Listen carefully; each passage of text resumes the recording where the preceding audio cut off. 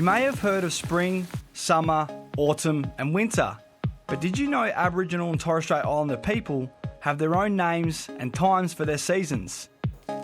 Our knowledge is unique to each community and their environment and has been passed down through generation to generation for over 65,000 years.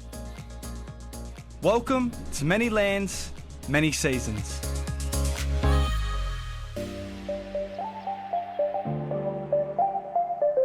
This is the mighty Muddawarra Fitzroy River, which winds through the towns of Fitzroy Crossing, 400 kilometres inland from Broome, Western Australia. Welcome to Fitzroy Valley District High School.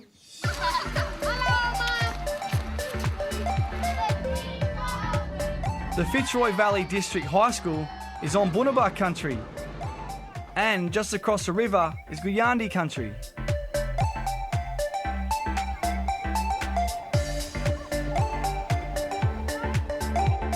Hello, my name is Maminji Hen. I'm a Walmajarri language teacher at Fitzroy Valley District High School, but I actually coordinate the whole language program which our school have running, and there are 3 languages, Walmajarri, Bunuba and Gooniyandi. And we're now out on our Learning on Country as part of our language program at school. The students are heading to Dungulgiki Gorge on the Fitzroy River. They're travelling upstream to Crocodile Creek. As well as learning local Aboriginal languages, the students are also discovering the importance of learning seasonal knowledge. Our scientists are old people. We learn off them. They tell us what time to pick food and hunt, go fishing and go hunting. My name's Mary Aiken.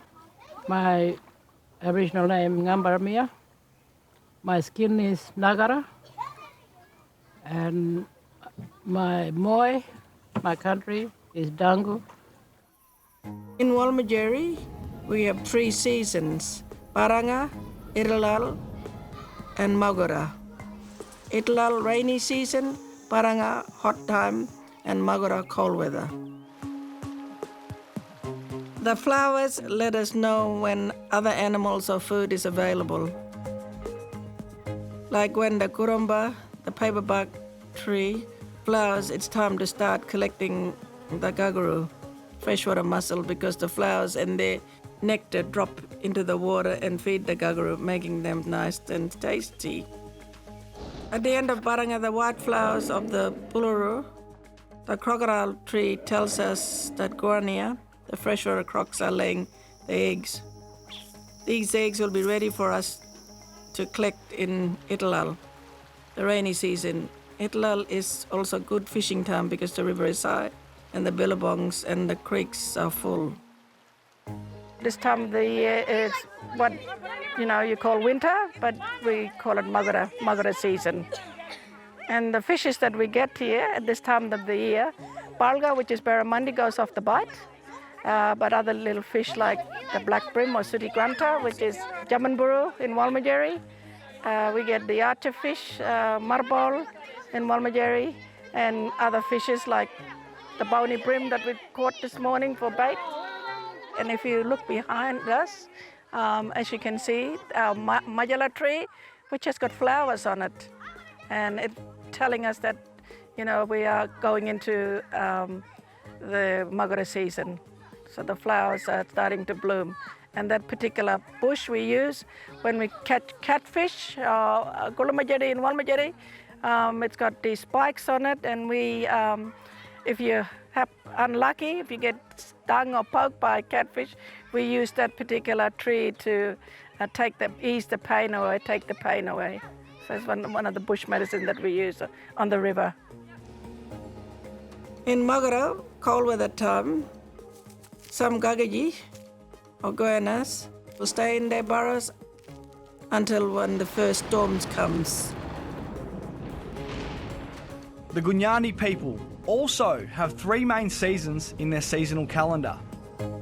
This season now is Mongola. In Gooniyandi we call it the Mongola season, cold weather. and it's up and down the weather. And at this time, we don't catch many fish because of the Mongol and it's very cold. Only certain fish like the black brim, jambinbaro we catch here. There's balga, jaliji, lari, girwali, all these traditional names for our fish. People in the cold weather, people love going out for jaliji. That's our freshwater prawn. Walmajarri people call it jaramba. In our language, we say jaliji. So the kids today they caught lots of jaliji. We're just waiting for the coals to come so we can put it in the coals. Just like from the shops, except better. As well as freshwater prawn and brim, long-necked turtles are common in this part of the river too. Pretty big one. You letting it go? Our Bunuba seasonal calendar has 4 seasons. Buluru is the wet season. The first storms from the south bring lightning, thunder, and big gusty winds. Quieter eastern storms bring lots of windy rain and flooding rivers. The country is green with drinking water everywhere, allowing us to travel across country, harvesting animals and plants. The country is at its most alive and active during Girinbal. Bolga is swimming back upstream to the permanent waters. The Gilini appears during wet season when the bright yellow flowers appear. This indicates that the bani are fat and ready to be hunted. The bani are actively hunting for frogs and getting fat in Girinbal. Winter rains called Galawa knock down the Mangalu speargrass, signalling cold weather. When Bandrul Ngari silverleaf paperbarks are flowering, it's Baranga, hot weather season. Gai lay their eggs in sandy riverbanks, hatching when Mala, freshwater mangrove, flowers.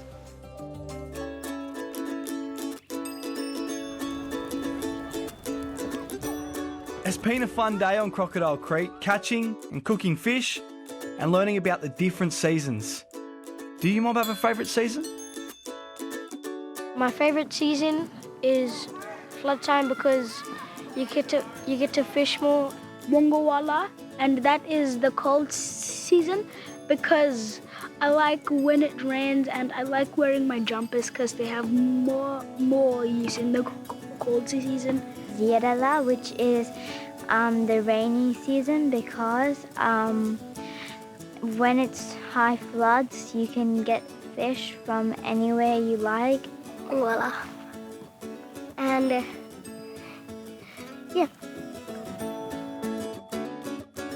Next, it's back to the classroom to draw some of the animals that live in the Matawara Fitzroy River.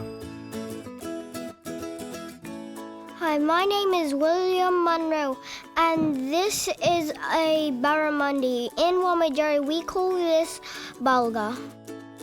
Hi, my name is Leonard, and this is jaramba. Hello, my name is Faith, and I drew a water owl, and in English it's turtle. My name is Eli. This is a bush turkey. In Bunuba, we call it galamara. Having a language program, it teaches them about our cultural knowledge, transferring the knowledge across to our children, and it's really important to the kids to understand about the country, understanding the cultural knowledge about, how our old people used to live and survive, even in the river area or in the desert or wherever our, people came from. It is an important knowledge so that when they grow up and they'll remember what we've told them when they're kids, to save the environment and environment that our, like Turkey and Guyana are living in. Auntie Mary is making sure she passes on this knowledge to her granddaughter Letitia to ensure it's not lost to future generations. This one here, when the end of the season, end of the year, this one starts flowering. It tells you that crocodiles preparing their nests on the sand. They come up here on the sand, and when the river runs, and the first rainfall. Because when that rain falls, it makes the sand very hot and ready for the little ones to hatch. As a young leader in my community and in my school, I believe that it's really, really important that you learn from old people because they have so much knowledge and there's power in knowledge. Know about all the things of your country. Without that, I wouldn't know who I am or where I come from. I hope you've enjoyed exploring Fitzroy Valley and learning about the local Aboriginal languages and seasonal calendars. I'll leave it to Letitia to say goodbye. Yaninja or goodbye from the Dangu mob of Fitzroy Valley.